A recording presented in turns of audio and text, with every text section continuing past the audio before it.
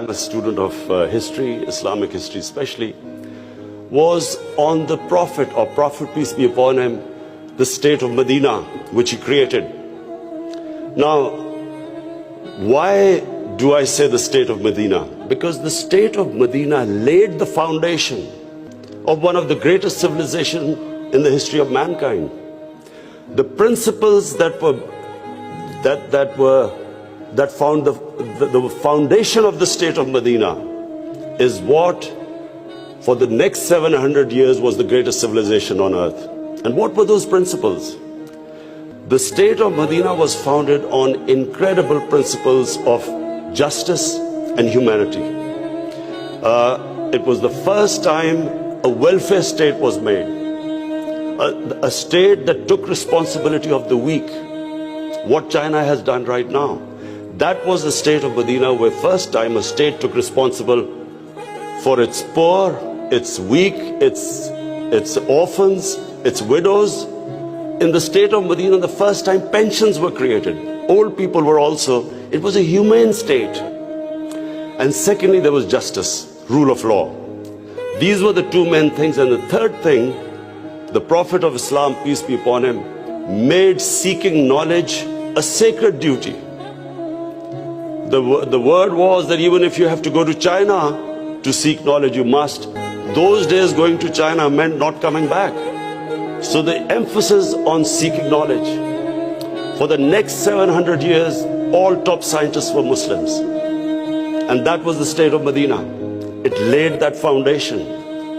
And then the way minorities, other religious people were treated. The Prophet signed famous, the Misaq-e-Medina. There's still a letter in St. Catherine's Church which was signed with the Christians that your places of worship will be, till the end of time, they will be protected by Muslims. Secondly, that no forcible conversions would be in Islam. Thirdly, the Prophet's last sermon, it is a charter of human rights. It's about how human beings are equal. So it was a humane state created, rule of law, emphasis on education, that led to the growth of Muslim civilization. So this is, in Pakistan, we want the same basis of our state. The rise of what I believe, the way our country will rise, it will go back to those principles. We must, number one, have rule of law, everyone equal before the law. State must be accountable. We must have a welfare state where the state must take responsibility of its poor people. Half our population is on the poverty line or just above, and about 25% are below the poverty line. The state must take responsibility. All policies of the state must be like in China. How do we lift the people from the bottom? And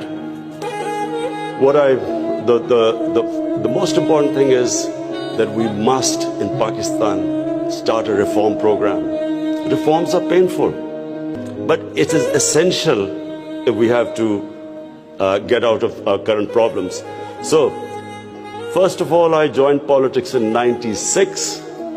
From '96 to 2013, there was a very small party. Most of the time it was one step up and 3 steps down. The first election I contested, we were wiped out. Second election, 5 years later contested, we had only 1 seat. Third election we boycotted, and most of the time people made fun of me, thought we would never make it, because I'm an outsider. I wasn't from the political class. But one big lesson from sports which I learned, you only lose when you give up.